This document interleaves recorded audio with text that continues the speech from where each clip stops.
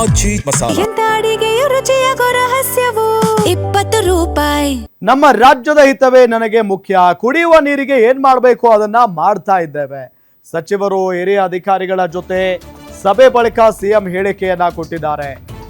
ಭಾನುವಾರ ಬೆಳಗ್ಗೆ 11 ಗಂಟೆಗೆ ಸರ್ವಪಕ್ಷ ಸಭೆಯನ್ನ ಕರೆದಿದ್ದೇನೆ. ಮುಂದೇನ್ ಮಾಡಬೇಕು ಅಂತ ವಿಪಕ್ಷದ ಜೊತೆಗೂ ಚರ್ಚೆ ಮಾಡ್ತೇನೆ.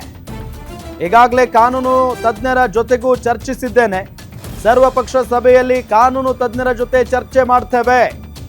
ಬಿಜೆಪಿಯ ಕೇಂದ್ರ ಸಚಿವರು ಸಹಕಾರ ಕೊಟ್ಟಿದ್ದಾರೆ. ಬಿಜೆಪಿಯ ಕೆಲವರು ಹೋರಾಟ ಮಾಡುವ ಅವಶ್ಯಕತೆ ಇರಲಿಲ್ಲ.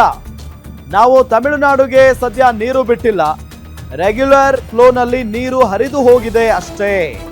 ವಿಧಾನಸೌಧದಲ್ಲಿ ಸಿಎಂ ಡಿಕೆ ಶಿವಕುಮಾರ್ ಹೇಳಿಕೆಯನ್ನ ಕೊಟ್ಟಿದ್ದಾರೆ.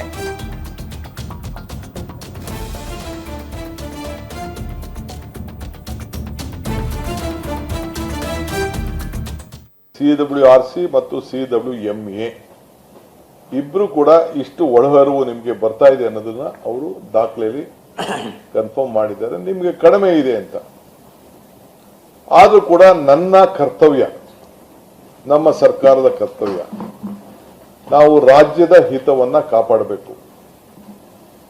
ನಾನು ನನ್ನ ಕಷ್ಟ ಕಾಲದಲ್ಲಿ ನಮ್ಮ ರೈತರದ ಪರಿಸ್ಥಿತಿ ಏನಿತ್ತು ಅಂತ ನನಗೆ ಅರಿವಿದೆ. ನಾನು ಅದನ್ನು ಬಿಚ್ಚಿ ಮಾತಾಡಕ್ ಹೋಗುದಿಲ್ಲ.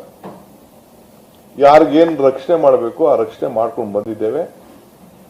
ಈ ವರ್ಷನೂ ಕೂಡ ನಾನು ನಮ್ಮ ಶಾಸಕರ ಹತ್ರ ಸಭೆ ಕರೆದು ಅವ್ರ ಹತ್ರ ಕೂಡ ರಾಮಲಿಂಗಾರೆಡ್ಡಿ ಅವರು ಮಾತಾಡಿ ಅವ್ರಿಗೇನು ರಕ್ಷಣೆ ಮಾಡಬೇಕು ನಾವು ಮಾಡಿದ್ದೇವೆ. ಕುಡಿಯೋ ನೀರಿಗೆ ಏನು ರಕ್ಷಣೆ ಮಾಡಬೇಕು ಮಾಡಿದ್ದೇವೆ. ಕೆರೆಗಳನ್ನು ತುಂಬಿಸುವಂತ ನೀರು ಏನ್ ಮಾಡಬೇಕು ಮಾಡಿದ್ದೇವೆ. ಈ ರಾಜ್ಯದ ಹಿತಕ್ಕೆ ಎಲ್ಲ ತರದ ರಕ್ಷಣೆಗೆ ನಾವು ನಮ್ಮ ಬದ್ಧತೆಯನ್ನು ನಾವು ತೋರಿಸ್ಕೊಂಡು ಬಂದಿದ್ದೇವೆ.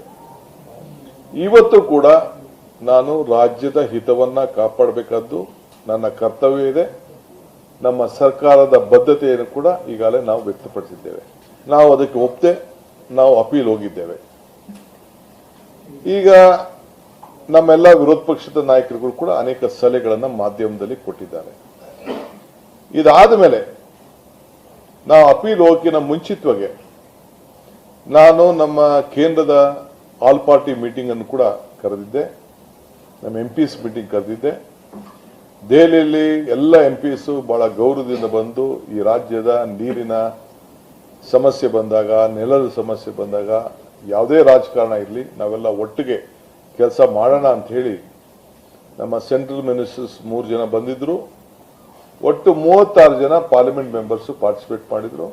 ಈಗ ನಾವು ಇದನ್ನು ಕೂಡ ಮುಂದೆ ನಿನ್ನೆ ಏನು ನಮ್ಗೆ ಆದೇಶ ಬಂದಿದೆ, ನಮ್ಮ ವಾದನ ಒಪ್ಪದೆ ಆದೇಶ ಬಂದಿದೆ.